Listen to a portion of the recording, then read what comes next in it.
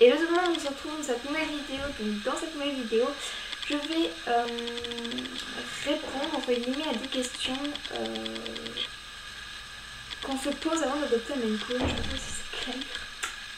Donc voilà, donc là je suis avec Nikita, voilà, portée de Kelly si vous avez vu. Ils sont, ça y est, ils commencent déjà à grandir, ils sont bien balèzes. Tu dis bonjour? Bonjour. Bonjour.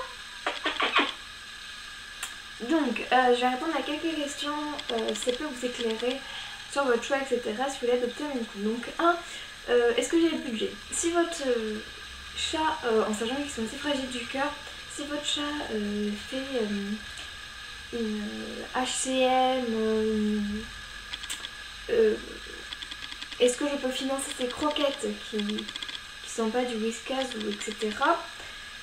Voilà, donc toutes ces questions. Est-ce que si un jour mon chat a un problème, est-ce que je peux assurer le coup? Après l'alimentation, ce qu'il faudrait prendre, enfin ce que je conseillerais de mon point de vue, ce que je déconseillerais. Évitez de prendre les croquettes avec céréales.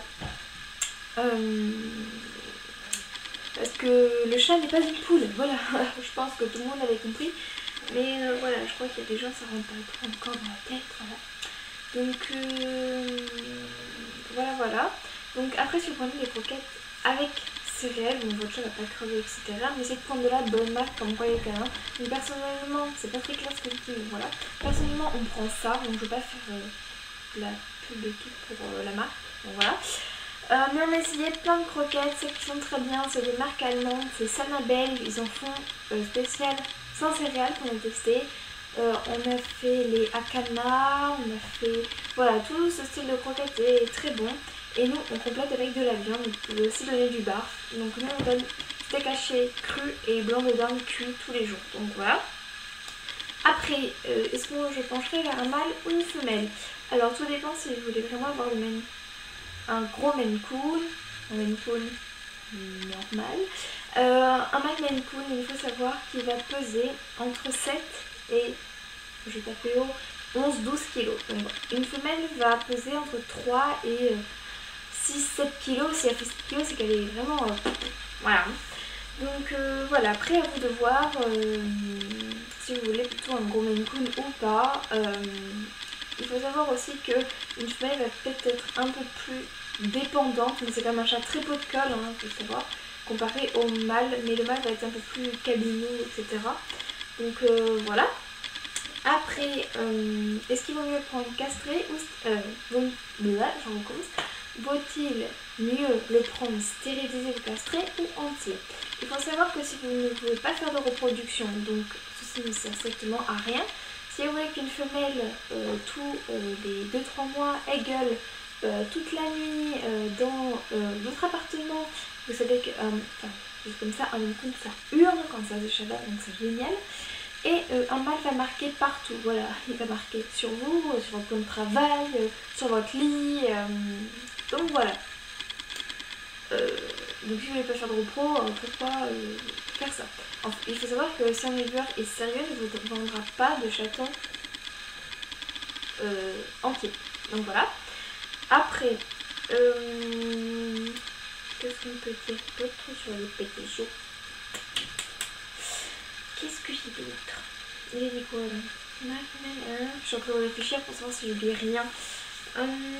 Ah oui, est-ce qu'il faut beaucoup leur consacrer... Là, je recommence. Est-ce qu'il faut beaucoup leur consacrer de temps? Alors oui, énormément. Il faut quasiment pas être tout le temps là. Je vais pas dire ça parce que sinon vous n'allez jamais partir et tout. Mais voilà, en fait, voilà comment casser un chouchou. Il faut être présent très souvent dans la journée. Par exemple, si vous partez de 8h le matin et puis rentrez 8h le soir, ça va pas le faire, hein. Le chat va déprimer. Donc voilà, il va tout saccager chez vous. Donc voilà, si vous rentrez, par exemple, si vous partez à 8h et puis vous rentrez, mettons à midi, puis vous repartez à 2h, vous rentrez à 8h, bon, ça fait encore un peu une journée longue, mais c'est faisable. Par exemple, moi, ma vie au collège, en sachant que maintenant je suis en vacances, excusez-moi, j'ai des gros bugs. Par exemple, moi je pars à 8h30, je rentre à 11h30, je repars à 2h et je rentre à 5h. Ça c'est des super horaires mais pour le chat, etc. Donc voilà. Après au niveau de la couleur, à vous votre coup de cœur. Est-ce que vous voulez qu'il soit solide? Est-ce que vous voulez qu'il soit smoke, silver, brown? Alors si vous voulez qu'il soit... Alors vous pouvez avoir red. Alors je parle au niveau tablier. Red, bleu, black, brown. C'est tout. Donc ça c'est les 4 tabliers qu'il peut avoir.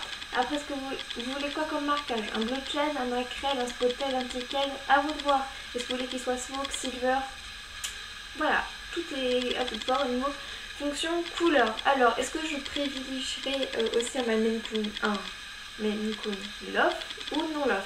Non Love, il faut savoir que pour nous c'est classé comme un chat de gouttière. Donc voilà, il peut avoir des très beaux non Love comme des horribles. Et il peut avoir, en fait il peut avoir tout. Il peut avoir un très beau Love ou un très moche Love ou un très beau non Love. Mais voilà, souvent les non Love pour nous sont considérés comme des chats de gouttière, voilà. Et il faut savoir qu'en fait c'est ça qui appauvrit la race en tant que nous, éleveurs, on essaye d'enrichir la race et là ça l'appauvrit complètement. Donc voilà. Après, est-ce que je privilégierais une animalerie, un particulier ou un éleveur? Je pense que vous savez déjà ma réponse, mais bon. Il faut savoir qu'en animalerie, souvent les vendeurs ne s'y connaissent pas du tout. Ils vont vous orienter sur n'importe quoi. Le prix du chaton est excessivement cher. J'en ai déjà vu à 1800 €, c'est un petit peu tiré par les cheveux.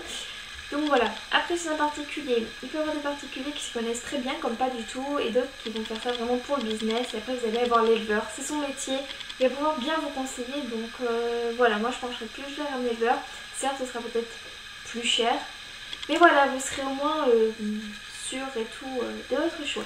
Donc voilà, donc j'espère que cette vidéo vous aura plu, qu'elle aura pu vous aider, n'hésitez pas à liker, à commenter si vous êtes sur le monde, n'hésitez pas à vous abonner, gros bisous.